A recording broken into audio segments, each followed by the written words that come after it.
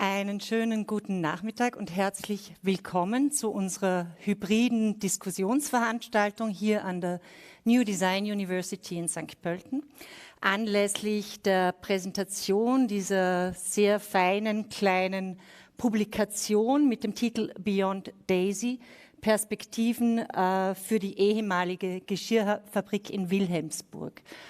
Wir diskutieren heute über die Herausforderungen der Keramikproduktion gegenwärtig und über die Potenziale keramischer Produktion in Mitteleuropa in der Zukunft. Ich darf ganz kurz unsere Gäste für heute vorstellen. Beginnen wir zu meiner Linken, das ist der Hermann Seiser. Hermann Seiser ist ein Formenbauer, ein Keramikproduzent, ein Moduleur und hat zahlreiche Lehrtätigkeiten, unter anderem an der NDU, an der Universität für angewandte Kunst auch, an der Wiener Kunstschule. Und die in der Publikation präsentierten Projekte, Studentinnenarbeiten aus dem vergangenen Sommersemester wären wohl ohne sein aktives Mittun und seine engagierte Unterstützung in der Form so nicht entstanden oder hätten so nicht entstehen können. Dann neben ihm darf ich vorstellen Thomas Rösler, das ist einer der ersten Absolventen im Bachelorstudiengang Design, Handwerk und materielle Kultur hier an der NDU gewesen. Er ist mittlerweile gemeinsam mit Sebastian Rauch ein ganz erfolgreicher Betreiber einer Fliesenmanufaktur, die sehr vielen bekannt sein dürfte in Vorarlberg mit dem Namen Karak Fliesen. Und er hat einen sehr lebendigen Textbeitrag beigesteuert zur Publikation, die wir heute präsentieren, und wird uns über die Realität der Keramikproduktion in Österreich gegenwärtig vielleicht ein bisschen erzählen können. Dann zu meiner Linken ist die Moja Hoke. Moja Hoke ist eine Handwerkerin, eine Künstlerin, eine Designerin, eine Lehrende hier, eine Assistenzprofessorin an der New Design University. Und sie hat gemeinsam, sie hat erstens mal das Projekt initiiert und die Studierenden und ihre Arbeiten künstlerisch betreut und gemeinsam mit der Petra Eder, die jetzt Petra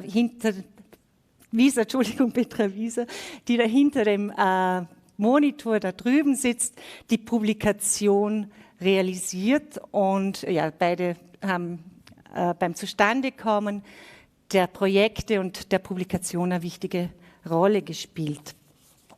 Genau, dann geht's weiter.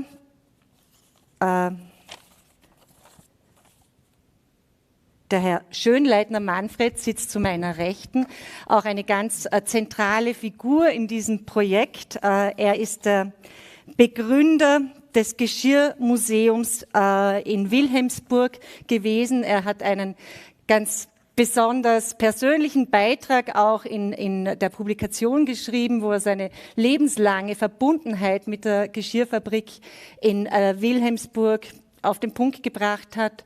Und er ist ein wichtiger Akteur und kann uns auch vielleicht in Aussicht stellen, wie es weitergehen kann mit dem Standort in Wilhelmsburg.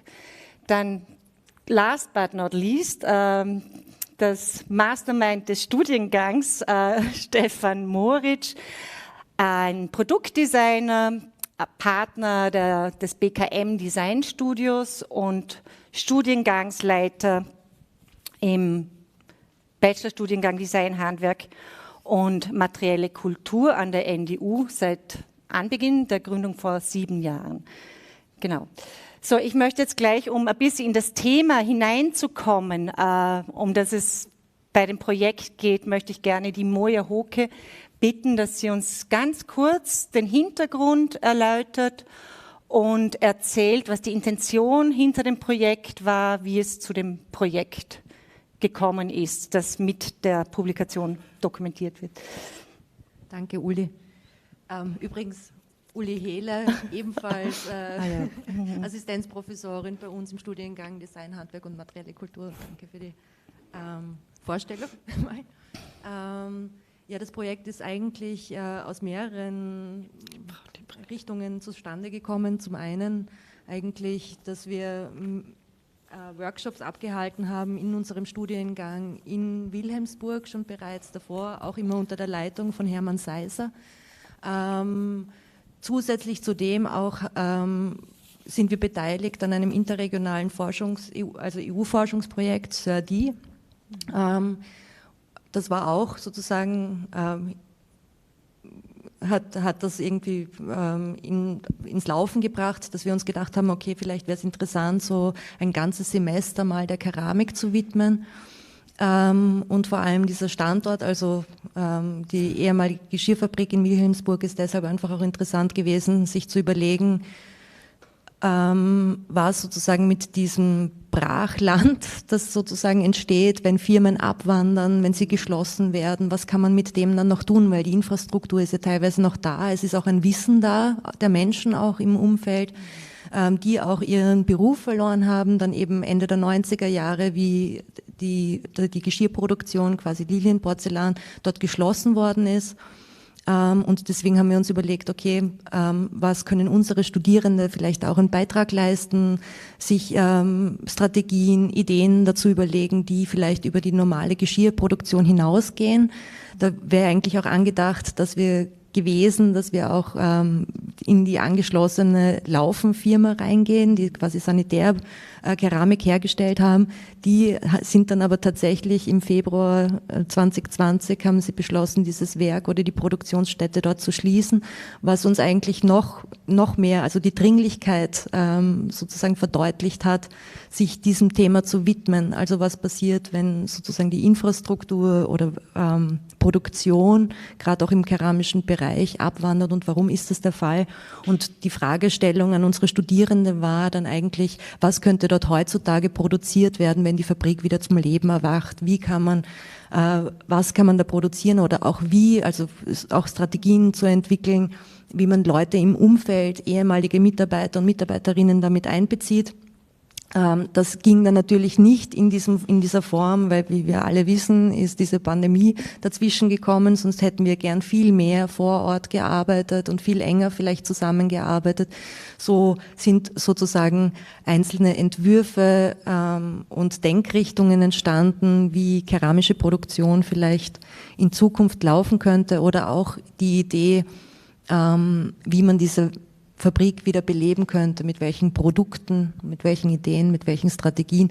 Und aufgrund dessen, diese Publikation ist auch entstanden in der Hoffnung, dass es so etwas gibt, dann auch wie eine Ausstellung und ein gemeinsames Diskussionsforum, wo mehrere Leute, Keramiker, Keramikerinnen, die halt in diesem Feld tätig sind, eingeladen werden, mitzudiskutieren, mitzudenken, was sozusagen aus diesem Standort in Zukunft werden könnte. Das können wir in diesem Rahmen natürlich jetzt nicht machen, aber ich verstehe es so ein bisschen als einen Teaser, ja, dass wir ich habe auch schon mit Manfred Schönleitner geredet, es wäre schön, wenn wir dann wirklich diese Ausstellung machen könnten in Wilhelmsburg und dort vielleicht in einem größeren Auditorium das Ganze nochmal diskutieren können und wirklich mehrere Leute, die in diesem Feld arbeiten, an Bord kriegen und vielleicht, wo es zu einem Ideenaustausch kommt. Genau. Okay, also das war ein Versuch, diese Situation, diese Infrastruktur, die vor Ort gegeben ist, und die Arbeit der Studierenden zu kombinieren. Da hätte ich jetzt gleich eine Frage an den Stefan Moritz. Keramik als Material, Keramik im Designstudium, im Produktdesignstudium. Welche Rolle spielt das Material in der Designausbildung, die Befassung damit? Ja, also ich denke, eine ganz grundlegende, das bemerken wir in den letzten Jahren immer mehr. Es ist ein Werkstoff, der verhältnismäßig leicht zugänglich ist, der eine unglaubliche kulturgeschichtlichen Hintergrund mitbringt, der einfach ein grundlegender Werkstoff ist für angehende Designerinnen, um damit einmal näher in Kontakt zu kommen. Und wir haben eben das große Glück, dem Hermann Seiser und mit der Location in Wilhelmsburg da einen tollen Rahmen bieten zu können. Also grundlegend, es ist wichtig, dass Studierende Design studieren, und das ist auch das Profil des Studiengangs, nicht nur in unterschiedlichen Materialien entwerfen, sondern mehr als nur ein bisschen hineinschnuppern in die tatsächliche Arbeit mit dem Material. Und da ist Keramik eben ein ganz wichtiger und grundlegender und dankbarer Werkstoff. Und ich glaube, das macht den Studierenden auch großen Spaß, und es steht in Verbindung mit Formenbau und anderen Disziplinen, die man als Designerin einfach beherrschen muss. Darauf Bezug nehmen, vielleicht ganz kurz, der Dr. Reinhard Franz, der auch angekündigt war, heute hier zu sein und sich kurzfristig entschuldigen musste, hat einen Beitrag eben in der Publikation geschrieben. Ich komme jetzt gleich zur Verbindung zu deiner Wortspende. Und er hat Wiederbeschäftigung vieler Gestalterinnen, Künstlerinnen mit Keramik auch damit hergeleitet, dass es gerade im digitalen Zeitalter ein Bedürfnis nach Arbeiten im Material mit Materialien gibt. Könntest du das bestätigen, dass daher auch das... Ja, ich glaube, das spüren wir alle noch in so einer Zeit ganz besonders.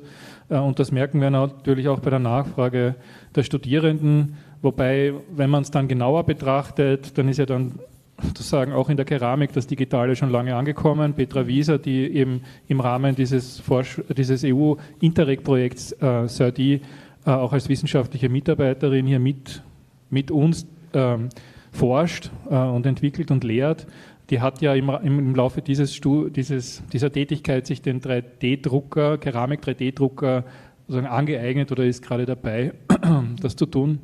Also ja, also es ist ein Werkstoff, mit dem man ganz direkt in Berührung kommt, wo man mit Gips arbeiten kann, mit Ton, mit Keramik. Der Hermann kann da sicher viel kompetenter drüber reden. Aber man darf eben auch nicht übersehen, dass die Grenze zur Digitalisierung überall sich aufweicht. Ja, und möchte ich einfach erwähnen noch dazu. Okay, das ist jetzt das Stichwort, die Frage weiterzugeben an den Hermann Seiser und vielleicht nachzufragen, ist diese Beobachtung richtig? Wie stark hat sich das Handwerk der Keramikerinnen oder der produzierenden Gestalterinnen gewandelt in den letzten, Jahrzehnten oder 10 Jahren, um das ein bisschen mehr einzugrenzen? Ja, das ist schon richtig. Man hat ja schon im letzten Jahrzehnt hat man die Abwanderung bemerkt, auch von den größeren Firmen. Aber gleichzeitig sind kleine Werkstätten, Studios entstanden. Es haben sich sicherlich auch mit Hilfe der sozialen Medien wirklich Kreative im künstlerisch-keramischen Bereich darüber gewagt, sich da selbstständig zu machen. Und das Interesse ist sehr, sehr gestiegen in letzter Zeit, was die keramische Umsetzung von künstlerischen Projekten betrifft. Also das sind dann künstlerische Projekte oder auch... Nicht nur, es sind künstlerische Projekte, es sind kreative Designprojekte, es sind ohne weiteres hier Entwürfe dabei, wo man auch in Serie gehen kann, in Kleinserie, vielleicht auch in Großserie, ja. Aber noch einmal vielleicht ganz kurz einzuschlagen wegen der Abwanderung. Es sind da ein paar Punkte, glaube ich, wichtig, speziell bei der Entstehung dieser Werkstätten, Studios oder kleinen Manufakturen. Es ist, glaube ich, auch die Kompetenz ist wichtig, die Größe und auch natürlich auch der Standort. Und weil eine bestimmte mittlere Größe gibt der ganzen Institution oder dem Studium eigentlich die Flexibilität, was eine große Firma nicht mit sich bringen kann oder einfach nicht schaffen kann, wie sehr viel experimentieren oder wirklich so flexibel zu sein, dass man auch in Kleinserie gehen kann, dass man auch wirklich künstlerische Projekte so weit unterstützt, dass sie reproduzierbar sind und letztendlich dann vielleicht doch in eine größere Produktion kommen. Wenn Sie das ansprechen, mittlere Größe, das ist nicht die One-Woman-Show, aber auch nicht die industrielle Produktion, irgendwas dazwischen? Na, irgendwas dazwischen, ja. Irgendwas dazwischen. Und wo könnte sowas sich verorten? Na, ich würde jetzt einmal sagen, so auf 200 Quadratmeter mit 4, 5 Beschäftigten. Okay. Jetzt wissen wir, dass in Wilhelmsburg viele 100 Quadratmeter an Fertigungshallen, Städten etc.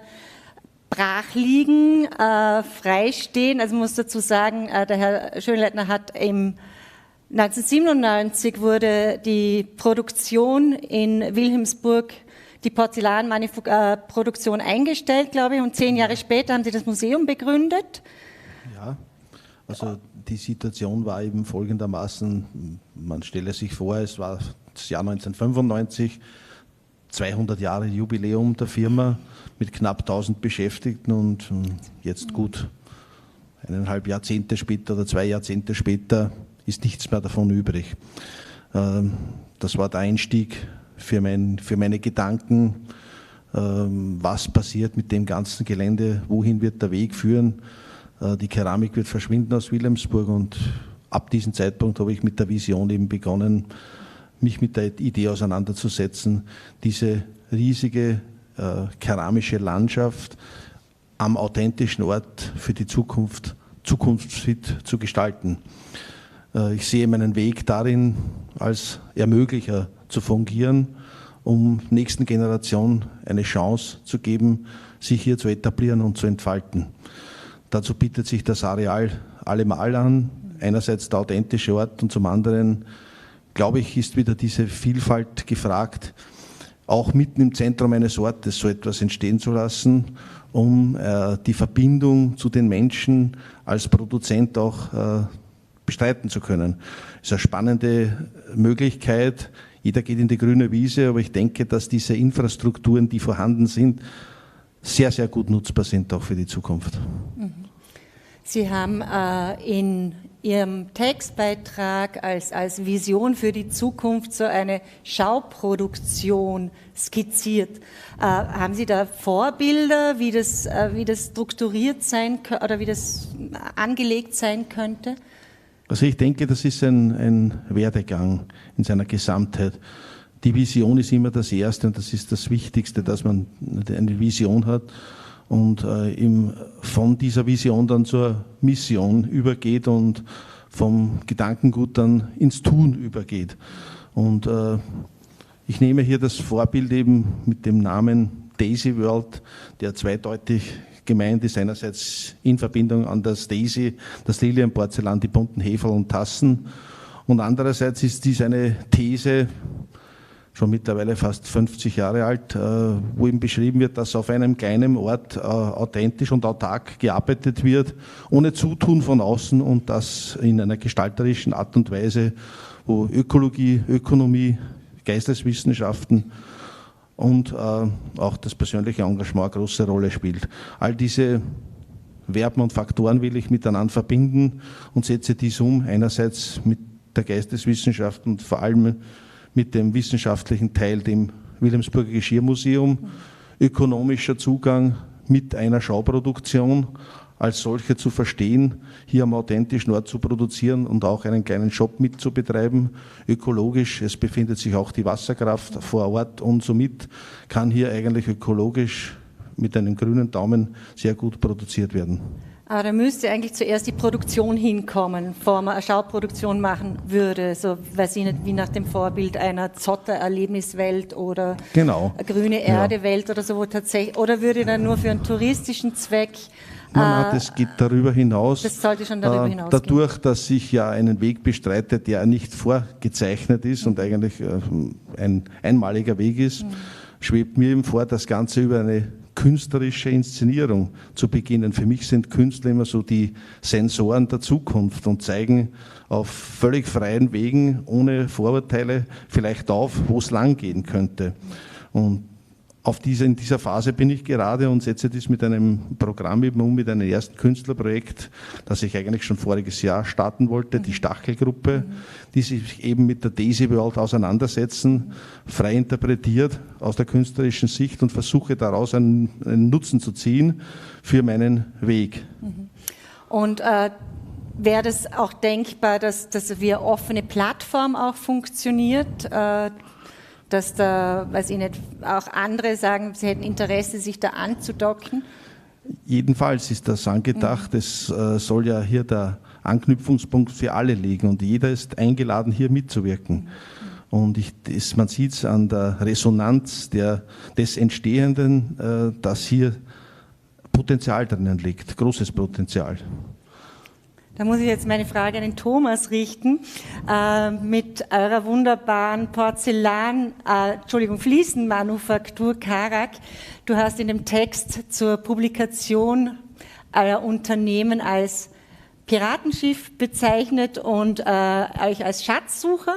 Könntet ihr euch vorstellen, also um in dieser Analogie zu verbleiben, jetzt sagen wir, da bietet sich eine Insel, vor der man vor Anker gehen könnte und sich vielleicht wie so einem riesigen Coworking Space andockt. Wäre sowas denkbar? Wäre so ein Ort attraktiv, wo rund um das Thema Keramik verschiedene Akteurinnen sich zum Beispiel einbringen? Ja, ich denke, das ist immer sehr attraktiv. Ich meine, da liegt braches Potenzial irgendwo herum. Das, was mir halt oft einmal einfällt, ich meine, man braucht halt da, wie der Herr Schönleiter gesagt hat, eine große Vision. Ich meine, ich gehe nicht los und will ein Goldstück, ich will ein Riesendings aufbauen, wo jeder sagt, ihr seid ja komplett irre. Ich meine, sowas braucht, so haben diese Leute angefangen, wo man das gemacht hat und nicht in so einem letzten Atemzug, ich muss noch irgendwie die letzten Reste retten, da muss wirklich, ich glaube, das ist das Einzige, wie sowas funktionieren kann und dann muss man halt wie ein furchtloser Abenteurer da reingehen und schauen, was passiert. Ich meine, ich glaube, was es da für Menschen braucht, die sind wirklich, darum glaube ich schon, dass Künstler für solche Dinge die richtigen sind, weil die haben noch nicht das unternehmerische Denken, wo von vornherein alles stoppt. Was ich aber die Erfahrung gemacht habe, irgendwann braucht man dann schon ein strukturierter Mensch, der quasi das Ganze fasst, dass das wirtschaftlich wird und in eine Richtung gelenkt wird. Was mir oft auffällt, das ist, die Leute wollen immer irgendein Produkt entwickeln, dass sie und wenn wir das Produkt dann haben, dann können wir es irgendwie am Markt verkaufen und rollen das Ganze verkehrt auf irgendwo, dann ist da ein Produkt da, das ich jetzt erst erklären muss, oder? Mit der Herangehensweise habe ich ja schon alle Integrität verloren überhaupt. Ich meine, ich gehe her, habe irgendeine Idee und aus dieser Idee heraus entsteht alles, oder? Darum, glaube ich, braucht es halt unfassbar mutige Leute und wahrscheinlich auch ein Stück weit Verrückte, die Herr Schönleiter zur Seite stehen, die einfach mal beginnen, da irgendwas zu machen und auf dem Weg manifestiert sich das Ganze drumherum. Ich meine, das braucht einfach einen Atem und ja, ein paar motivierte Kräfte. Und ich kann nur sagen, das ist ja auch eine Erfahrung, die wir gemacht haben. Man denkt oft einmal gerne, wenn man nur das richtige Produkt hätte, dann geht alles von selbst. Die Realität kommt sehr schnell, dass auch wenn du ein fantastisches Produkt hast, da ist 5% von der Arbeit gemacht, wenn überhaupt. Ich meine, da ist quasi noch nichts gemacht. Niemand kennt das Produkt, niemand will es kaufen, du hast im Prinzip nichts. Ich vergleiche es immer mit einem Gitarrenspieler. Ich meine, der hat jetzt nur die Gitarre gekauft, das würde ich vergleichen mit dem Produkt. Jetzt stehen da tausende Stunden an Übung dabei, Kontakte knüpfen, bis der überhaupt auf einer Bühne steht, vergehen 5 Jahre, würde ich mal sagen. Und ich glaube, das ist sowas, was man gerne unterschätzt, der Atem und der Druck, was da dahinter sein muss, wenn man gerade so eine riesen Geschichten angeht, oder? Ich meine, da braucht man einen Atem und viel Kraft, oder? Ich meine, würde ich sagen. Oder eben gute Partnerschaften und das ist ja mit auch ein Grund für diese Veranstaltung, wie sie ursprünglich gedacht war, als großes Vernetzungstreffen und jetzt vernetzen wir uns digital und hier in der kleinen Runde vor Ort. Apropos alle, die uns vor den Monitoren zuhören, bitte auch gerne, wenn es Fragen, Kommentare, wie auch immer, Anregungen, Ideen gibt, gerne in den Chat posten. Und wir versuchen sie dann zu beantworten. Welche welche Partnerschaften müsste man eingehen, um wirklich jetzt für Wilhelmsburg sagen wir, eine Mannschaft zusammenzustellen, dass sie nicht als Einzelkämpfer alles schultern müssen, sondern wie groß müsste diese Mannschaft sein? Ja, als Spinner hat man ja den Vorteil und als Visionär frei zu wählen. Und ich mache es eben so, dass ich sage, ich lasse auf mich zukommen und habe mich immer meinem Gefühl verlassen. Und mit der New Design University ist eben so ein erster Partner dazugestoßen, wo ich denke, wo eine Zukunft liegt, weil auch hier die Visionäre unter uns sind. Und auf der anderen Seite natürlich neben den Visionären braucht man auch, wie der Thomas schon gesagt hat, Menschen, die auch dann fundamentierte Ausbildung, vor allem in Finanzierungsfragen etc. haben und hier wirklich mit Hand und Fuß auch dann dazustoßen. Ich denke aber, dass dieser Weg dann mehr oder weniger von selbst kommt. Wenn hier mal dieser Zug abfährt in die richtige Richtung und das spüren Finanzmenschen, dann wird das wie eine Sogwirkung.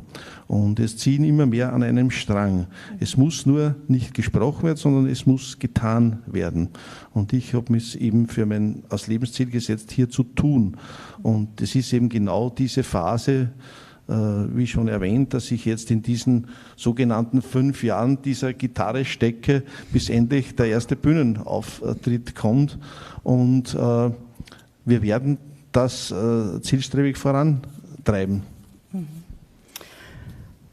Das klingt doch sehr hoffnungsvoll und ich hoffe, wir finden über diese Veranstaltung oder auch in der Runde, Moja, du wolltest dazu noch was sagen, ganz viele Mitstreiterinnen.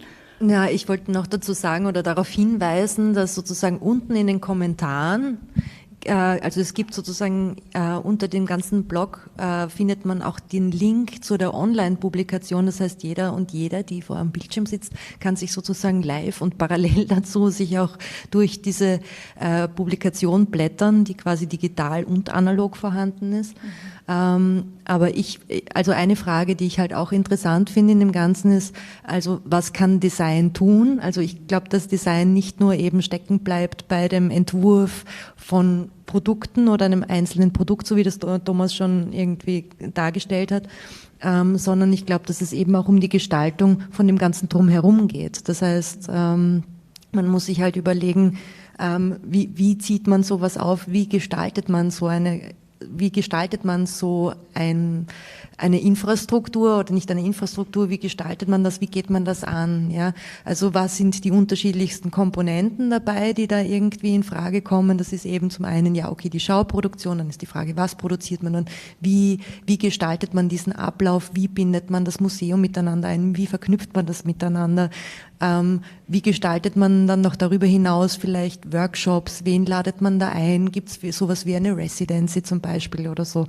Oder als Beispiel auf einen Betrieb bezogen, also ich habe mal mit dem Thomas auch geredet in Bezug auf Gestaltung. Also es geht ja nicht nur darum, ihr versucht ja auch eure Firma in irgendeiner Form zu gestalten oder auch die Art und Weise, euer soziales Zusammentun eigentlich. Also die Mitarbeiterinnen, die bei dir auch arbeiten oder mit denen ihr zusammenarbeitet, das ist eine Gruppe und das ist ja auch eine Form von Gestaltung, wie man mit denen umgeht, beziehungsweise was möchte man als Klima, wie möchte man arbeiten, das ist ja auch eine Form von Gestaltung und in was für einem Umfeld, ja.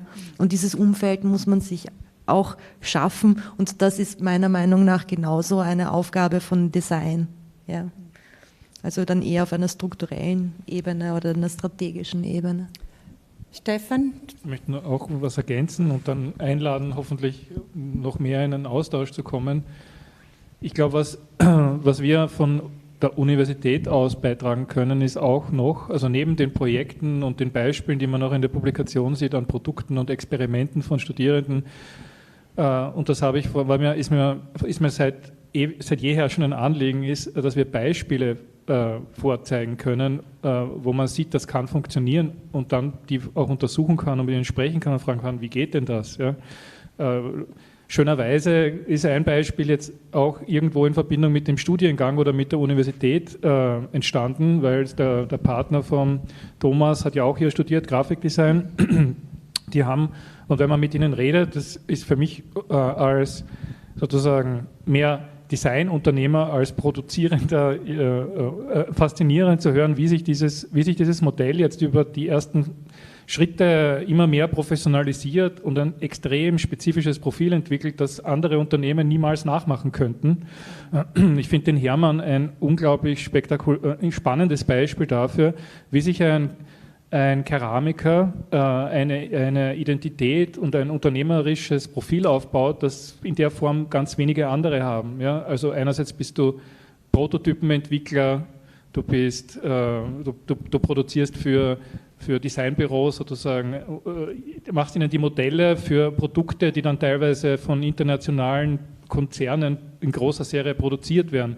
Du lernst, du machst deine eigenen Workshops sozusagen in deinem Keramikstudio.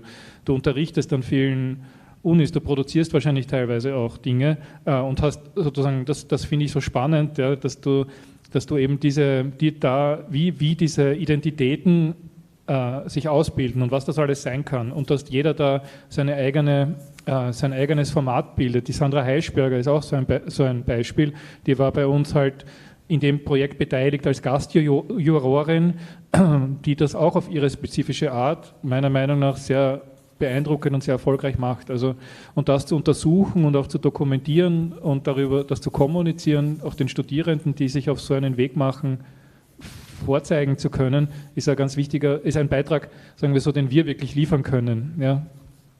Und nebenher ein paar Workshops in den schönen Räumlichkeiten machen, aber das ist wahrscheinlich der kleinere Beitrag. Ja, das ist sicher wunderbar, diese Erfolgsgeschichten auch rauszutragen und auch hier mit Thomas Rösler auch zu sehen, dass gerade auch Keramikerinnen oder mit im Bereich Keramik produzierende Gestalterinnen sehr erfolgreich sein können. Was mich da aber interessieren würde mit eurer wirklich, also Karak ist ja, also es sind herausragende Produkte, die ihr in eurer Manufaktur fertigt, aber es ist schon im Luxussegment anzusetzen, also das sind wahnsinnig aufwendig, großartig gestaltete Fliesen. Gibt es für Keramikerinnen also künstlerische Fertigung, gibt es auch die Aussicht, dass man zum Beispiel mit einer Infrastruktur wie in Wilhelmsburg vielleicht auch mal, weiß ich nicht, Alltagsporzellan irgendwo angesiedelt zwischen chinesischer Massenware und Luxus produzieren kann, oder ist das unrealistisch?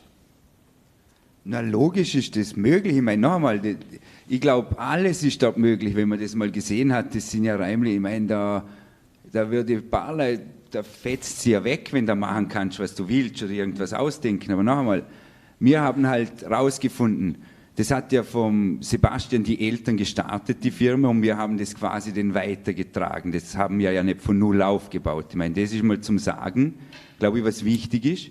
Und dann ist halt die Entscheidung, wohin gehen wir? Und wir nehmen immer diese schöne Anekdote, weil wir beide den Segelschein haben und immer gemeinsam segeln gehen, die ganze Firma. Und da sieht man so viele Sinnbilder da drin. Und da ist halt auch sowas wie, du brauchst irgendein Ziel, wo gehe ich hin? Es macht einen riesen Unterschied, ob ich im Norden segel oder irgendwo im Süden. Ich meine, der eine kommt mit einer, und den habe ich komplett eine falsche Truppe. Das ist auch das Gleiche. Was will ich da tun? Urlaub machen oder irgendwelche Inseln erobern, oder? Für Inseln erobern brauche ich halt irgendeine wahnsinnige Rabaukentruppe. Und wenn ich da unten Urlaub machen will, habe ich lieber Sunny Boys dabei. Und was man halt merkt, das ist auf so einem Schiff, es braucht einen Kapitän, der die Linie haltet, und ich glaube, so muss man vorangehen, mit dem, wo ich gemeint habe, mit der Vision. Die meisten Dinge, die ich gesehen habe, was nicht funktionieren, ist, wenn man hergeht und sagt, ja, wir können einmal alles machen und laden wir mal alle Leute ein. So kommt man nirgends, niemals hin. Ich meine, da passieren winzig viele kleine Dinge, aber in meinem Baum fällt man, indem man immer wieder in dieselbe Schnarte reinhackt und nicht jedes Mal zum anderen Baum geht. Und ich glaube, das ist so der Riesentrick, dass man halt hingeht, so viel Potenzial sieht, wo vielleicht nicht einmal unbedingt so gut ist, und muss man halt die Frage stellen, was will ich tun? Darum meine ich auch mit der Rechnung, irgendwann muss eine Rechnung her, weil wenn ich eine Tasse verkaufen will für 3 Euro oder was, ich meine, dann muss ich halt 2 Millionen Stück dahinter setzen. Wenn ich nur 1000 dahinter setzen kann, dann kann ich die Nullen quasi an die Tasse dran, am Preis von der Tasse ranmachen. Und ich glaube, so schaut es aus. Und das sehe ich zum Beispiel als sehr unrealistisch, dass ich Kleinserien machen kann zum Preis, der annähernd hingeht zum industriell gefertigten Produkt. Also diese 2 Dinge, glaube ich, muss man unterscheiden, weil man kommt auch super schnell in irgendeine Richtung rein, glaube ich. Das ist bei unseren Fliesen, was du angesprochen hast. Die sind so verrückt gemacht, aufwendiger kann man keine Fliesen mehr herstellen. Das heißt, die Industrie interessiert es nicht aus einem guten Grund, weil es einfach absurd ist. Dafür hat man eine Nische und kann halt auf dem Weltmarkt die Fliesen verkaufen. Aber ich glaube, es gibt nicht das dazwischen drin, weil das verstehe ich auch, warum soll ich als Kunde, wenn das wirklich das gleiche Stück ist, 10-fache bezahlen für was, oder? Was die Industrie macht. Darum muss ich, wenn man so kleine Sachen macht, das komplett, glaube ich, neu erfinden oder wenigstens irgendwas tun, wo denn mit dem Preis irgendwie gerechnet wird und das ziemlich schnell am Anfang mitmachen, oder? Weil das ist im Prinzip, wollen wir 100 kleine Handwerker, die dort sich verwirklichen können und wir probieren 100 neue kleine Firmen machen, was ich sehr sympathisch finde und auch unheimlich gut. Oder mag ich ein großes Dings machen, wo ich alles splitten kann, alle Kosten, jede Funktion.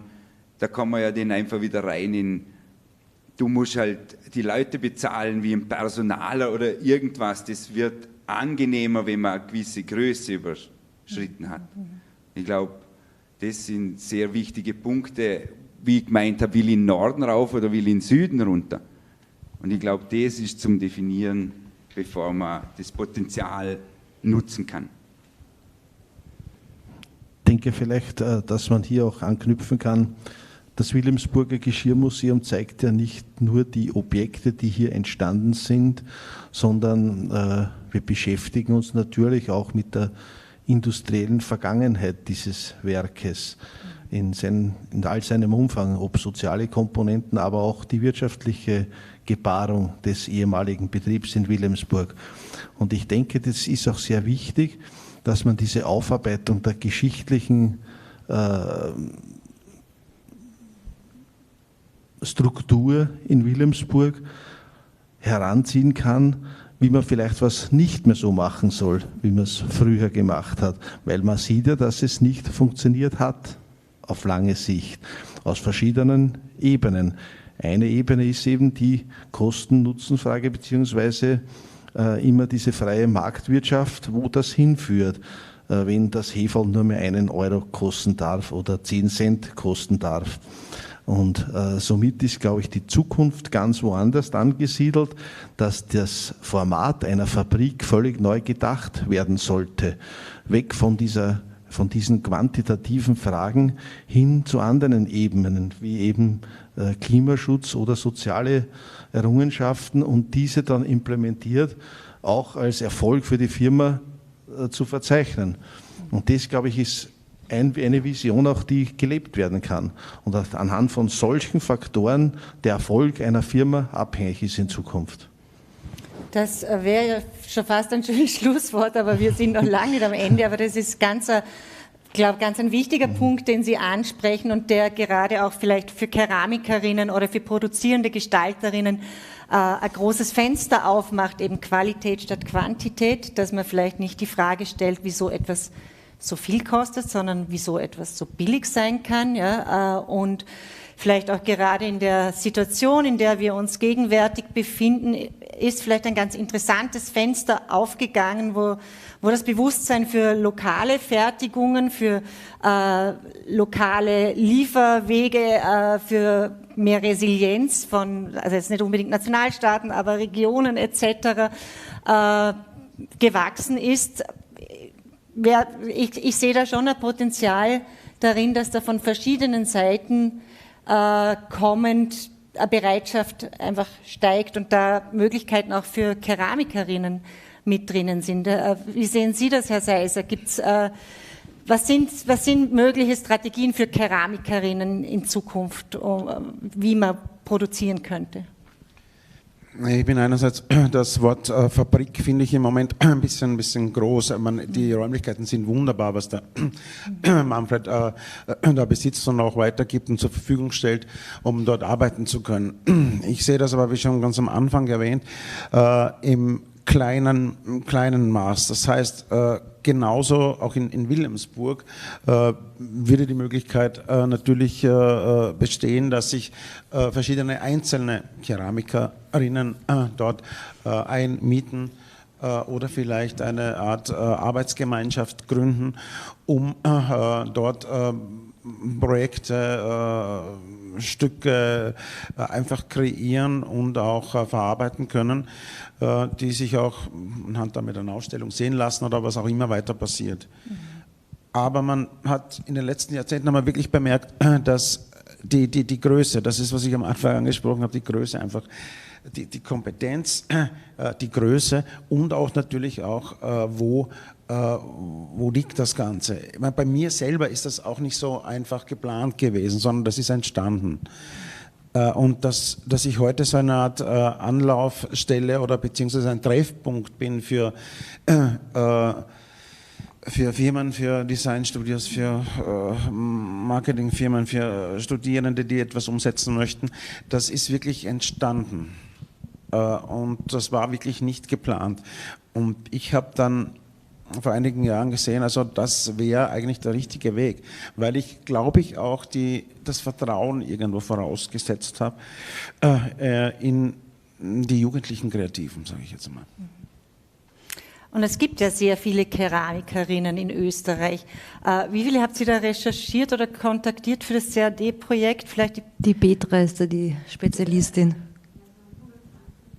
120 Keramikerinnen in Österreich, die für das Forschungsprojekt auch kontaktiert wurden und wo natürlich kann man sich schneller mal die Infrastruktur als Keramikerin, ich glaube, es wurde mit 10.000 Euro, wie war das nochmal? Ja, ungefähr 10.000 Euro und dann könnte man sich ganz gut auch selbstständig machen wahrscheinlich.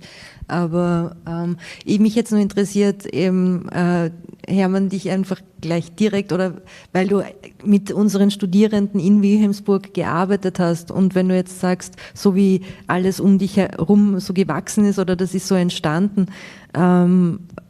wenn du dir den Standort anschaust, wie der jetzt ausschaut, was dort jetzt möglich ist, aber was er einem auch bietet oder so, was könnte dort wachsen, also im Laufe der Zeit? Also einfach aufgrund dessen, weil du einfach intensiv dort gearbeitet hast mit den Studierenden, dort warst, den Ort kennst, was er für Qualitäten bietet, irgendwie, wo was wachsen kann oder in welche Richtung glaubst du, kann das wachsen? Ja, habe ich schon vorhin erwähnt, es wäre vielleicht ganz gut, wenn man einmal Keramikinteressierende, die wirklich etwas umsetzen möchten, einlädt, für eine Woche zum Beispiel, in die wunderbaren Werkstättenräumlichkeiten von Manfred und einmal verschiedene Konzepte vielleicht erarbeitet und vielleicht kann man das zweimal im Jahr machen und vielleicht bleibt dann doch die eine oder der andere ist bereit, dort weiterzuarbeiten.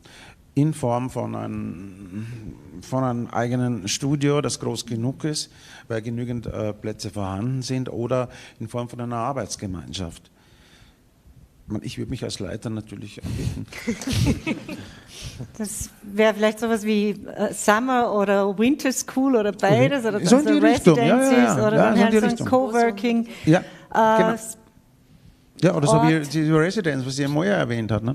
Stefan, noch mehr Ideen dazu? Ja, also ich weiß, das ist ein kompliziertes Thema, aber natürlich gehört auch dazu, dass man erkennt, nicht nur, dass man in Eigeninitiative und sozusagen aus eigener Kraft alles auf die Beine stellt, sondern es gibt ja auch sozusagen ein Gemeinwesen, das erkennen kann, welche Chancen dort liegen, dass man das fördern kann, ja, dass man das auch von, sagen wir mal, politischer Seite erkennt, welche Perspektiven sich da auftun. Ich sehe zum Beispiel in Wilhelmsburg, aber das ist auch nur eine Projektion von meiner Seite, eben so eine Mischbelegung. Ja? Also ich sehe dort nicht nur lauter kleine Keramikfirmen, die mehr oder weniger praktische Produkte oder dekorative künstlerische Objekte erzeugen, sondern mindestens gleich relevant ist es dort, Ausbildungsmöglichkeiten anzubieten. Es gibt viele Leute, die auch ohne auf einer Uni zu studieren, einfach, weil sie es interessiert, Erfahrung mit Keramik machen wollen. Das macht mich wirklich traurig, ja, dass wir eben heute nicht vor Ort sein können und mit vielen Leuten genau diese Fragen noch einmal besprechen, die vielleicht sogar noch Ideen einbringen vor Ort. Ich würde nur allen, die heute zuhören oder die sich dafür interessieren und noch nicht dort waren, sobald die Türen aufgehen, dorthin zu fahren und sich das mal anzuschauen. Ja, es gibt dort großartige Veranstaltungsräume. Also ich bin ein großer Fan von diesem Ort, und er ist halt in einer Randlage bis zum gewissen Grad. Also er ist nicht in einer Metropole, aber ich weiß nicht, ob das nur ein Hindernis sein muss oder sozusagen ein Nachteil, oder ob es nicht auch in manchen Beziehungen ein Vorteil sein kann. Und ich glaube, man muss auch dem Manfred Schönleitner und dem Geschirrmuseum ein bisschen noch auch unter die Arme greifen, auch wenn man kann, ja, und diese Idee mitfördern. Ja, und vieles ergibt, also nachhaltig ist es nur, wenn es wirklich auch auf eigenen Beinen steht, das ist schon klar, ja, aber in so einem Stadium wie es jetzt noch dazu, wo jetzt gerade die gesamte Produktion dort geschlossen hat, das war ja wirklich, wir haben es ja gar nicht geglaubt, wir haben in diesem Interreg-Projekt über Perspektiven der keramischen Produktion angefangen nachzudenken, und kaum hatten wir das Konsortium hier, 2 Wochen später oder 3 Wochen später wurde die Produktion eingestellt. Also wir hatten gerade noch die Gelegenheit, die Fabrik sozusagen, die noch in Betrieb war, zu besichtigen, und ich glaube, wir waren alle etwas überrascht, wie wenige Menschen dort letztlich gearbeitet haben. Das waren riesige Hallen, ja, mit relativ wenigen Mitarbeitern, würde ich sagen, vor allem in der Produktion. Eigentlich waren dort nur gigantische Industrieroboter, die eigentlich mehr oder weniger schon autonom produziert haben. Vielleicht ist gar nicht so schlecht, dass die jetzt woanders stehen. Also etwas provokativ gesagt. Aber das wollte ich noch einbringen. Ja, wenn wir jetzt wirklich uns hier zum Thema machen, auch zu überlegen, ja, konkret auch auf diese Publikation bezogen, was Wilhelmsburg jetzt als exemplarisch, ja, gibt ja andere Regionen auch in Österreich, die mit keramischer Produktion sozusagen sich ein Profil aufgebaut haben. Ja. Also was wir dort exemplarisch, was dort entstehen könnte. Ja. Und eben solche Beispiele wie der Hermann, der das ja in Wien schon auf seine Art macht, ja, in kleinerem Rahmen, auch uns davon inspirieren lassen. Ja. Ja, spannend, aber natürlich muss es sich ökonomisch rechnen, aber es wäre ja auch schön, so einen Produktionsstandort vielleicht auch als Gemeingut zu verstehen oder als etwas, was zur Verfügung gestellt wird, um dort zu arbeiten. Da braucht es einen politischen Willen dazu natürlich, etc. Wie ist die Situation im Moment? Ich denke, der politische Wille ist jedenfalls vorhanden. Das Land Niederösterreich unterstützt uns bei diesem Projekt, und wir haben ja den Titel Kompetenzzentrum für Keramik, um denen in Zukunft nicht nur gerecht zu werden, sondern genau in diese Kerbe eben zu schlagen, ist es natürlich sinnvoll, jetzt genau in diese Richtung zu gehen und über die Produktion und auch über eine Denkwerkstatt vielleicht, die Räumlichkeiten sind ja vorhanden, hier Menschen einzuladen, die sich eben mit der Keramik beschäftigen wollen, und sie wollen auch. Ich stelle ja fest, dass die letzten Jahre eindeutig in die Richtung gehen, wieder sich mehr mit der Keramik zu beschäftigen. Und es finden auch mittlerweile Kurse statt, die sich frei finden, Töpferkurse etc. Das hätte es vor 15 Jahren so, glaube ich, nicht gegeben, dass sich die einfach melden und eine Woche lang aus freien Stücken sich Urlaub nehmen und hier vor Ort keramisch zu arbeiten. Das ist, finde ich, faszinierend, und ich sehe es ja auch seit dem ersten Tag an den Studenten, die vor Ort hier über die NDU designen und gestalten, wie lebendig die mit der Materie umgehen, und am authentischen Ort noch dazu, und das spüren die Menschen und das spüre auch ich, und deswegen glaube ich, ist hier auch anzusetzen, eben diese Kraft hier vor Ort zu nutzen und die Richtung zu öffnen für Menschen aller Bewegrichtungen, die sich mit Keramik beschäftigen wollen, um hier daraus den Nutzen zu ziehen. Also um ein Bewusstsein auch zu steigern. Also Sie reden sprechen nicht nur die professionelle Beschäftigung mit der Keramik an, sondern auch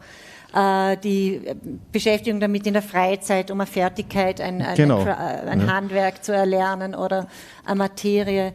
Weil damit schließt sich ja auch wieder der Kreis, je mehr Menschen sich mit dieser Materie beschäftigen und befassen, desto stabiler kann so ein System funktionieren, hier auch wieder professionell und wirtschaftlich zu arbeiten.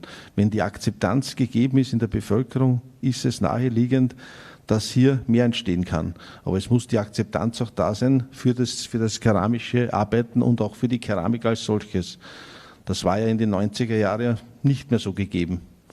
Also Sie glauben, dass die Wertschätzung des Handwerks durch die Beschäftigung damit dann auch dazu führt, dass man auch bereit ist, zum Beispiel einen entsprechenden Preis für solche Produkte zu bezahlen oder das hängt ja direkt im Zusammenhang mit der Schauproduktion. Wenn Menschen sehen, was für die Handgriffe notwendig sind, damit so ein Heferl entstehen kann, dann ist man auch wieder vielleicht mehr bereit, den einen oder anderen Euro mehr in die Hand zu nehmen, weil man die Wertschätzung wieder gegeben hat.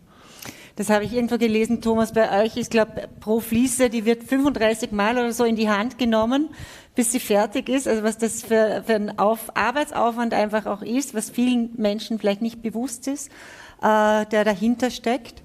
Genau, das wird 36 Mal in die Hand genommen und ich finde das so super. Ich meine, das sind wirklich gute Punkte. Wir merken unheimlich, die Leute sind bereit, das Geld auszugeben für wirklich ein hochpreisiges Produkt. Und da reden wir nicht nur von der 1% Oberschicht. Zu uns kommen Leute von Studenten, die sich eine Fliese kaufen, wo uns am meisten ehrt, oder? Weil diese Wertschätzung gegenüber so einem Produkt, dass das nicht nur die Reichen von der Reichen sind und das sind vielleicht, wir sagen immer so, 20% sind wirklich Leute, die sehr gut betucht sind, die machen 80% vom Umsatz, aber 80% von der Kundschaften sind eigentlich mittelständische Haushalte, die kommen. Also sprich, da ist die Akzeptanz da und ich finde es auch schön, dass man das den zeigen kann irgendwo mit der Zusammenarbeit mit der Universität, dann schicken wir da Leute hin, die sollen einmal das filmen alles, dass man das zeigt oder ich weiß nicht, was da alles entstehen kann für Synergien, wenn man bereit ist zum sagen, ich öffne mal die Türen, oder? Ich meine, da muss man nicht lange warten, wie ein Manfred, der kommt da schon helfen und der zieht gleich ein paar mit und wenn da Leute sind, was ich auch noch sehr spannend gefunden habe, was ich vorher erwähnt habe, wir haben das ja nicht von null rausstampfen müssen, das heißt, wir konnten schon in eine gemachte Struktur rein, was uns extrem viel Risiko genommen hat, mit dem wir viel mutiger denn auch in den Markt hinein konnten, weil wir hatten nie so richtig den Druck, dass wir jetzt alles verlieren, weil das schon da war zum Beispiel. Das hätte man da. Dann hat man auch den Riesenvorteil, falls etwas zieht, man hat gleich Infrastruktur zum mehrere Dinge machen. Dann hat man Leute da, die helfen zum Mitmachen und so wäre auch noch ein bisschen gewährleistet, dass man sagt, okay, man lasst mal viel kleiner rein, wenn was größer wird, lassen wir es größer werden da drin, weil der Platz ist ja da. Und was ich auch noch sehr spannend gefunden habe, bei uns funktioniert zum Beispiel ein Inserat null. Wenn wir das irgendwo reingeben, einfach Produktfliese in irgendeinen Katalog, da haben wir quasi überhaupt gar nichts. Wenn aber irgendein Artikel drin ist, wo man schreibt über uns, das funktioniert extremstens gut. Also die Leute, das ist genau der Punkt, die Leute müssen sich in Verbindung bringen können, fast mit der Leute, die das machen. Und zu uns sind schon Leute hergeflogen in die Firma. In meinen Augen aus dem einzigen Grund zum Schauen, stimmt das, was die Jungs sagen über die Werbung und die ganzen Sachen? Ist das wirklich wahr? Was die sagen, machen die das wirklich? Und dann sind sie gekommen und finden eigentlich in meinen Augen fast noch was Irres vor, wie das, was sie gesehen haben. Und das beeindruckt die Leute, dass das noch gibt oder dass das nicht so fake ist. Ich meine, wir haben immer gelacht, weil in der Mercedes-Werbung kommt, wir legen Wert auf Handarbeit. Man sieht einen, wo einen Sitz näht und also ja, genau, das ist genau die richtige Schiene und die Leute glauben nicht mehr, dass das Zeug so produziert wird, zu Recht vielleicht auch noch. Wenn man das wieder bringt und eine Seele dem Ganzen gibt, das war das, was ich gemeint habe mit dem gesamtheitlichen Sehen, oder? Dass man nicht immer ein ökonomisches Ding hernimmt, rein aus Zahlen und Umsatzzahlen. Ich meine, das ist einfach nur irre, wo soll denn das hin? Dass man das auch, wie zufrieden sind die Leute da, wie bleiben die da, oder? Da stecken die auch mal zurück mit dem Gehalt ein bisschen, wenn es schlecht läuft, wenn sie denken, das ist der Wert zum was tun. Und wenn man die Türen öffnet, glaube ich sehr stark, dass da Leute kommen, die bereit sind, da Energie und Zeit rein zu investieren. Ich bin da ganz beim Thomas. Nur eine kurze Zwischenfrage. Wissen deine Kunden, wenn sie es nicht gesehen haben, dass eine Fliese 34 Mal in die Hand genommen wird? Ich glaube schon. Ich meine, die Leute informieren sich recht gut über unsere Fliesen, sind wir drauf gekommen. Also die Zeit, wo sie so auf der Internetseite bleiben, ist recht lang. Wir haben auch ein Video gemacht mit einem guten Freund von uns, der Hanno Markowitz, der hat uns in 2 Tagen das Video gedreht, wie komplett eine Fliese hergestellt wird. Wo man wieder so einen Vorteil gemerkt hat, das sind super Profis, die das machen und für den haben wir den halt tauscht gegen ein Bad, also dass wir ums Fließen, oder? Und jetzt haben wir wie eine Währung, wir müssen oft lachen, oder? Die Karak-Coins da, die Fliesen. Und jetzt haben wir ein fantastisches Video, wir haben Leute, die helfen uns wirklich einen absolut professioneller Auftritt zu gewährleisten, durch irgendwie, den hilft man dort, den hilft man da und die Leute sind nicht abgeneigt bei solchen Dingen helfen in dem Sinn, was sie können, glaube ich. Glaubst du, dass zum Beispiel eine Schauproduktion, so wie der Manfred sich das zum Beispiel auch vorstellen könnte, so viele sag jetzt Interessierte erreicht, direkt in der Fabrik? Oder sollte man doch lieber, so wie du sagst, mit Video, das mit den sozialen Medien weiter verbreiten? Da gibt es ja wirklich sehr, sehr viele Möglichkeiten. Also ich glaube, das war auch so ein Knackpunkt, was ich vorher gemeint habe, oder? Ein gutes Produkt herbringen ist nicht halb so schwierig wie ein halbwegs vernünftiger Marketingplan. Ich meine, da muss man sich einfach ernst sein mit den Dingen, oder? Ich meine, den muss ja halt irgendwie checken, okay, was will ich jetzt tun, oder? Wenn ich so eine Schauproduktion habe, okay, wie kriege ich die Leute daher irgendwie so das überlegen, oder? Und lasse ich da, und ich meine, ich wäre da halt schon eher so jemand, ich würde da halt auf beinhart, ich bin vom Herzen immer noch ein Anarchist, oder? Ich würde da wirklich Leute kommen lassen, Künstler, alles mögliche, Verrückte, vielleicht noch irgendein Fest draufschmeißen, wo dass einfach das so einmal kommt und die Leute das sehen und dann lassen wir irgendwelche Dinge entstehen, das heißt, sie arbeitet mit und zum mal sehen, was für Leute bleiben da hängen. Halt, das wäre so meine Strategie, zum mal schauen, okay, vielleicht definiere ich nicht Schiff, sondern was für eine Crew finde ich, oder? Und den weil am Ende hängt es an der Leute, oder? Und mit denen muss man halt arbeiten und das passt man dann auch noch darauf an. Also unfassbar schwierige Frage, wo, glaube ich, niemand eine Antwort weiß, oder wie machen wir es, oder wie schaffen wir das jetzt wirklich tun? Ich weiß nicht, ob man Reisebusse nach Wilhelmsburg bringt zu Tausenden, die glaube nicht. Oder? Ja, Thomas, ich bin auch in meinem fortgeschrittenen Alter da doch noch also in diese sozialen Medien reingerutscht, was das alles betrifft irgendwie, und ich war sehr, sehr erstaunt, mit der Zusammenarbeit mit Andrea Kohler, mit einer Künstlerin, haben wir ein Video gedreht. Das heißt, die Produktion wurde aufgenommen, das ist momentan auf YouTube, ist es auf Vimeo, kann man sehen. Das ist eigentlich ein Produktionsvideo, nur ein kurzes, wie diese Porzellanfiguren hergestellt werden. Und innerhalb von 3 Wochen bekam ich dann die Nachricht von der Andrea, ja, dass 160.000 Likes drauf sind auf diesem Video. Also da ist eine extreme Streuung da, weil du sagst Marketing.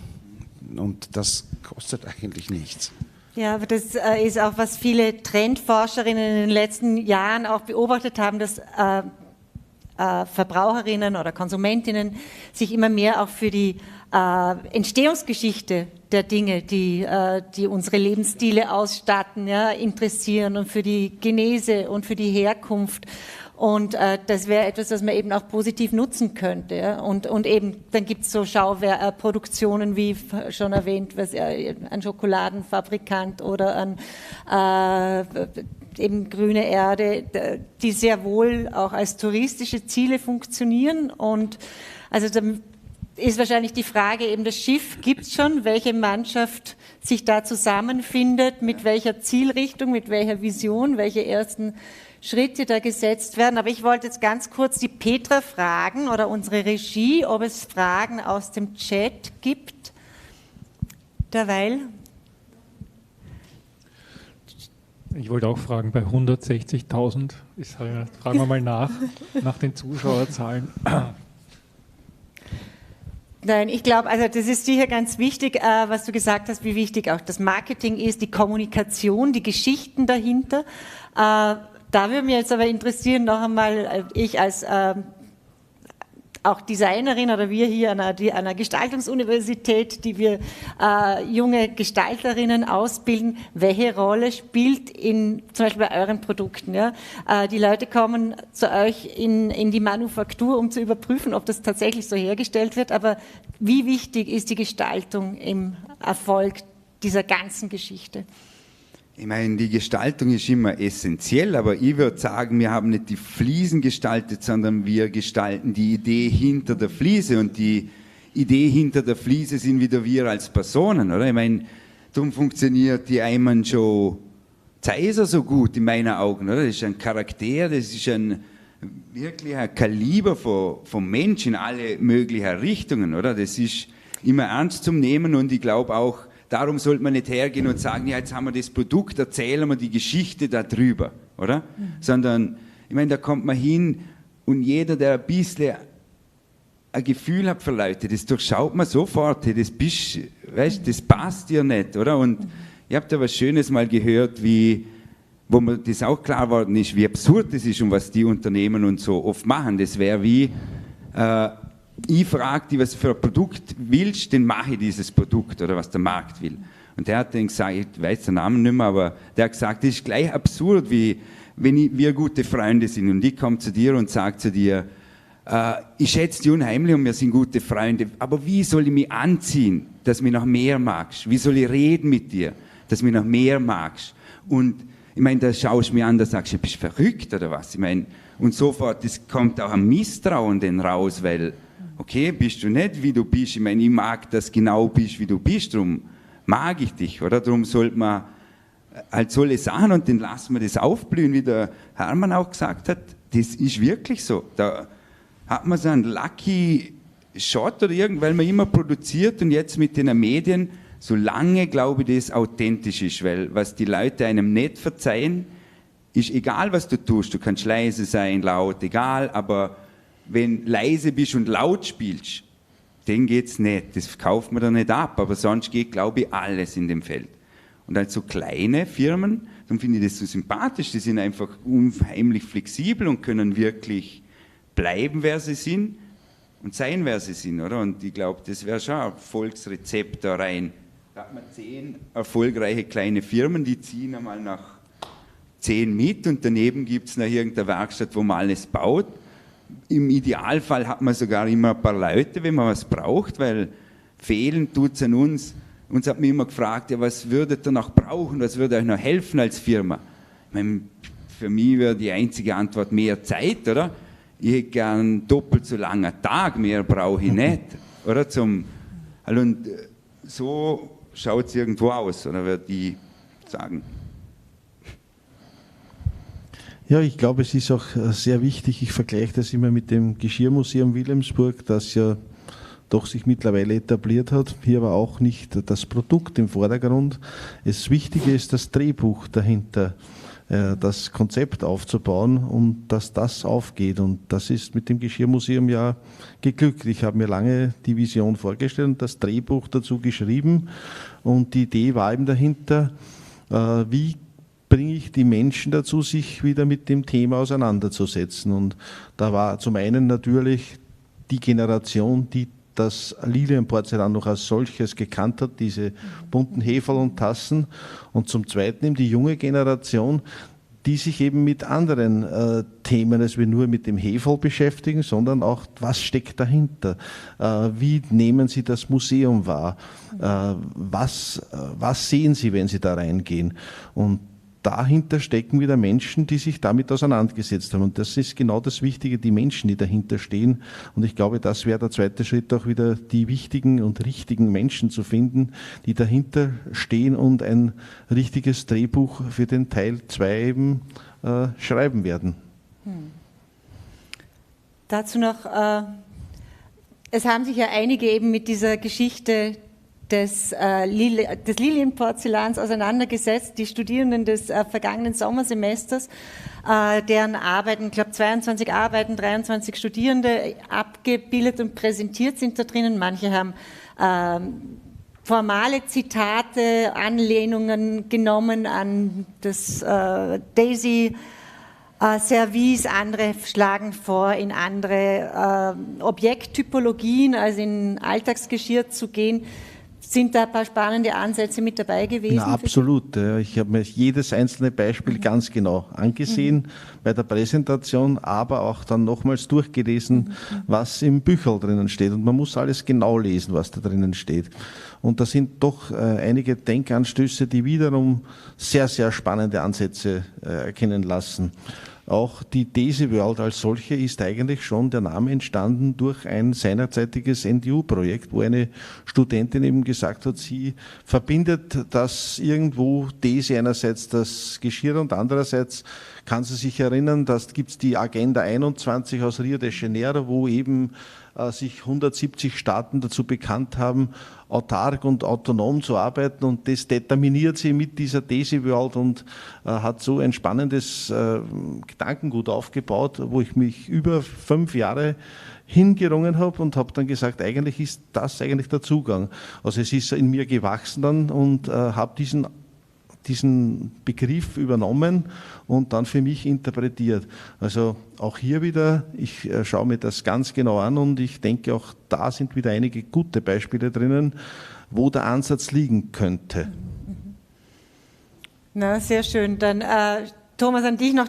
Natürlich hat nicht jeder so viel kreative Energie wie du und dein Partner vielleicht. Also, aber was wäre jetzt dein Tipp für Keramikerinnen, um erfolgreich, also abgesehen davon, wie wichtig die Kommunikation und das Marketing ist, wie könnte man jetzt einfach mal loslegen?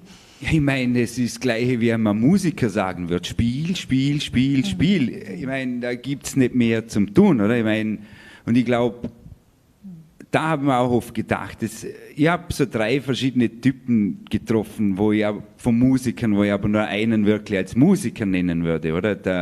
Der eine will berühmt werden durch Musik, der andere will Geld verdienen durch Musik und der eine will einfach Musik machen und der ist halt wirklich der Musiker und der ist der, was man sucht. Das sind Leute, die spielen, weil sie nicht anders können, und über die Zeit lernt man irgendjemanden kennen, weil das so sympathisch ist uns Menschen, dass die so authentisch sind. Wenn jemand kommt und Geld will die ganze Zeit und ich merke, der mag nur Musik machen, weil er Geld will von mir, bin ich ja außen vor.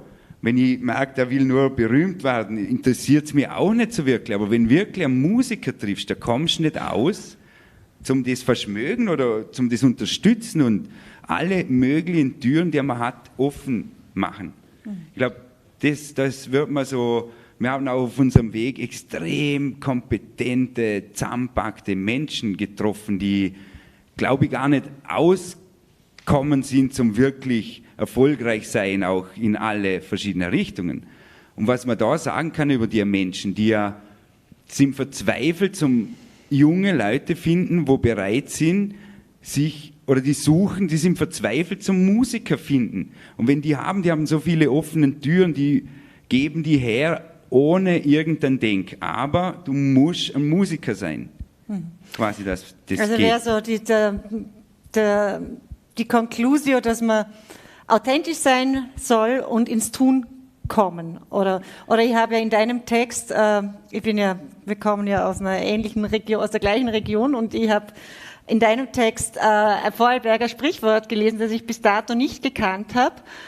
Gernmacher, Gutmacher, Geldmacher. Also was man gerne macht, macht man gut, damit macht man Geld. Ja. Das ist vom Sebastian eigentlich in der Bachelor-Abschlussarbeit da bei der NDU das erste Mal gekommen vom Teppich, und das trifft es, glaube ich, auch gut auf den Punkt. Oder? Die Leute, die einfach gerne was tun, mit denen macht man gerne was zusammen, und die machen das normalerweise gut, was sie tun, weil die kommen fast auch nicht dran vorbei, um das gut zu machen. Und wenn du was gut machst über Zeit, den verdienst du irgendwann mit dem Geld. Das ist quasi, glaube ich, fast so ein Naturgesetz. Da denkt man auch, warum sind die 1% von der reichsten Leute immer alt? Ja, weil sie das ganze Leben Geld gespart haben oder halt grundsätzlich. Und die Jungen haben halt noch nicht so viel Zeit gehabt, um irgendwie Geld zu verdienen. Oder dann fange an, damit 20 irgendwie reinkommen, bin so grün hinter den Ohren, triff halt jemand, der hilft mir, das. Und da fällt mir noch was ein zu deinen Liedern. Ja? Das ist eigentlich ein Lied von Konstantin Wecker. Das heißt, ich singe, weil ich ein Lied habe und nicht, weil es bei dir bestellt. Das weißt du, oder? Ja, genau. Aber ich glaube trotzdem noch einmal, das hast du ganz richtig gesagt, ich glaube, Ehrlichkeit zu sich und dadurch die Integrität behalten in allen Belangen wird immer mehr und mehr eine harte Währung in der Zeit, wo wir jetzt hingehen, gerade auch mit der Social-Media-Geschichten, wo man einfach so viel betrügen kann. Die Leute sind erstaunt, wenn sie wieder was Echtes sehen irgendwo. Das ist wirklich bemerkbar, und das hängt da mit dem zusammen. Und ich glaube, den muss und ich mag das gerne mit der Musik, weil ich da sehr viel über mich gelernt habe. Ich habe zum Beispiel auch das Erlebnis gehabt, dass mir eine Musik nicht gefallen hat, der Band, aber dann habe ich sie irgendwann live gesehen und dann siehst du die Leute hinter den Instrumenten und auf einmal gefällt dir die Musik, weil die Leute so authentisch sind und du kaufst ihn auf einmal ab, das passt 100% zusammen. Die Musik zu den Leuten und auf einmal wird es sympathisch. Ich glaube, das sind auch so Dinge, wo ich mal gelernt habe, wo so wichtig sind. Ja, danke für die Beobachtungen. Ich würde sagen, wir machen jetzt schon eine Schlussrunde. Vielleicht mag jede oder jeder, was wir auch gelernt haben jetzt eben, wer nichts sagen möchte, soll schweigen. Man soll nur was sagen, wenn man was zu sagen hat oder was mit Überzeugung. Vielleicht eine kurze Runde, eine Abschlussrunde. Was wären so ideal? Also wir haben gehört, dass sich das Interesse an der keramischen Produktion gesteigert hat in den letzten Jahrzehnten oder speziell in den letzten Jahren. Wohin wird es gehen in den nächsten 10 Jahren? Was sind so die Vermutungen? Werden Designerinnen, Stefan, vielleicht sich dem Material mehr zuwenden? Ja, jetzt bin ich authentisch und ehrlich, habe ich wirklich keine Ahnung. Ja. Also man könnte davon ausgehen, ich habe mir fürs Schlusswort was vorbereitet. Bitte. Also weil du vorher nach Tipps gefragt hast oder so. Ich möchte als Schlusswort nur mitgeben, dass ich empfehle, diese Publikation zu lesen. Vielleicht auch andere Publikationen, die im Kontext unserer Arbeit hier entstanden sind. Also insbesondere möchte ich ein Buch empfehlen, das heißt Kreative Identitäten. Das zeigt exemplarisch, wie solche Biografien zustande kommen, was es ausmacht oder wie das passieren kann, dass man plötzlich erfolgreich wird im Sinne von ich kann mir mein Leben finanzieren und auch gut leben davon, ohne jetzt ein Milliardär davon zu werden, aber zumindest bin ich zufrieden und glücklich. Also das möchte ich gerne noch mitgeben und ich freue mich jetzt schon auf die Veranstaltung, die wir dann vor Ort real nachholen, mit dem Fest noch obendrauf, das der Thomas vorhin erwähnt hat. Herr Schönleitner, wo würden Sie, oder vielleicht noch einmal Ihre Vision, wie schaut es in Wilhelmsburg in 10 Jahren aus? Die Vision hat bei mir längst begonnen und ich will noch mal klarstellen, vor knapp 15 Jahren, als ich die Idee hatte, bin ich alleine da gestanden und wir sitzen heute hier und diskutieren über das Wilhelmsburger Phänomen, nenne ich es mal. Und das ist schon ein gewisser Erfolg und ein Pflänzchen ist schon gewachsen. Und es ist für mich eigentlich naheliegend, dass es funktionieren wird, weil es immer mehr Menschen anzieht und ich nicht mehr alleine dastehe. Und das zeigt sich schon alleine in dieser Runde. Und das ist schön zu sehen und es freut mich und es motiviert mich ungemein weiterzutun. Das ist doch wunderbar. Moja, was würdest du sagen in 10 Jahren, was ist bis dahin passiert in Wilhelmsburg oder wie hat sich die Keramikproduktion gestaltender Produzentinnen entwickelt? Also ich kann jetzt einmal, also ich muss jetzt noch was sagen, worauf ich auch ganz stolz bin, nämlich auf die ganzen Studierenden von letzten 4. Semester, die diese Projekte auch gemacht haben und eben wirklich nochmal erwähnen, dass ohne den Hermann das wahrscheinlich gar nicht zustande gekommen wäre, weil er im Sommer sich noch bereit erklärt hat, wo die Türen offen waren, die Covid-Restriktionen nicht so stark waren, dass man die wirklich realisieren konnte, auch vor Ort. Und eben, also ich war ganz stolz auch auf die Studierenden und die verdienen auch ein ganz großes Lob, meiner Meinung nach.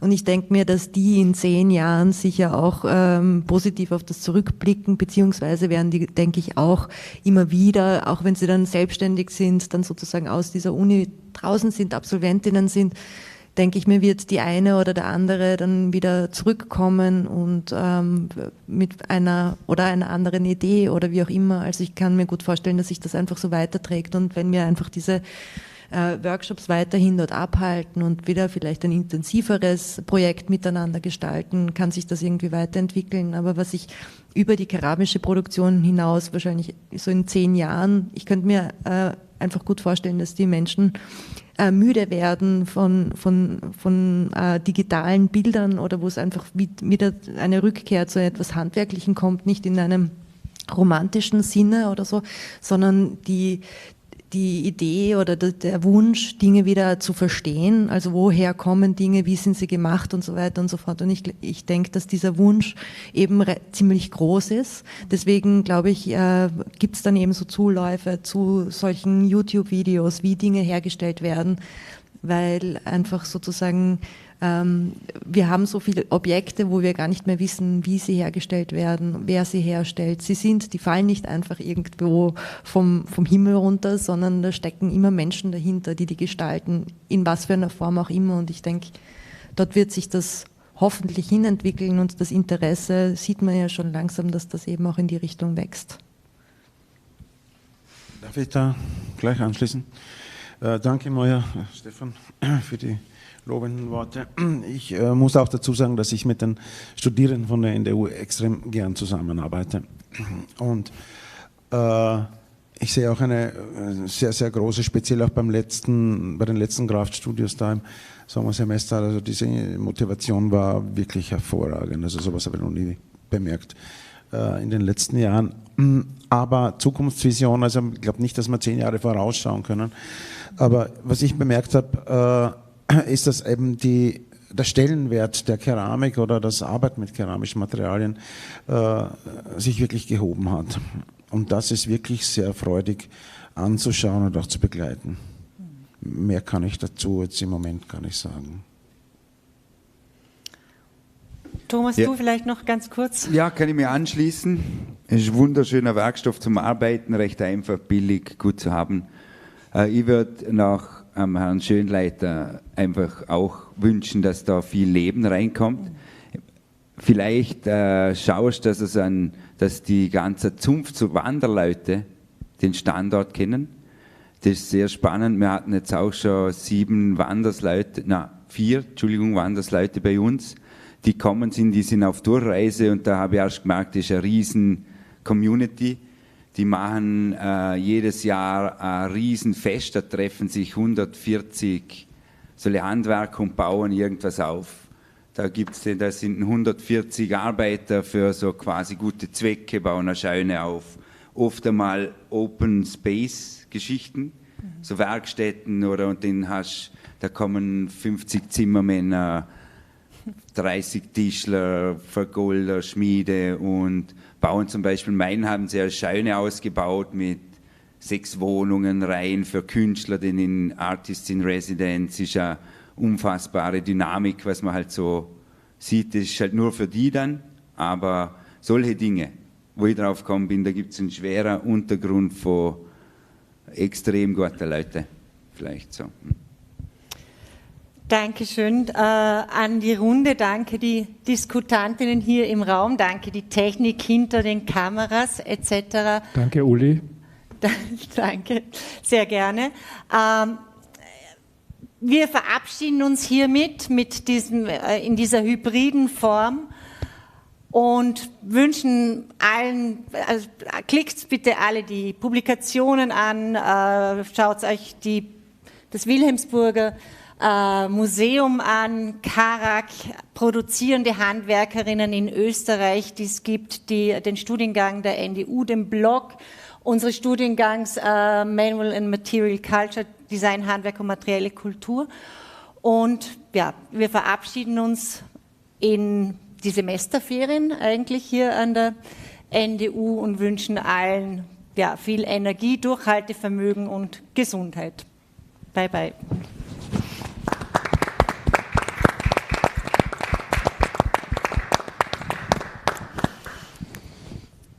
Super, danke sehr.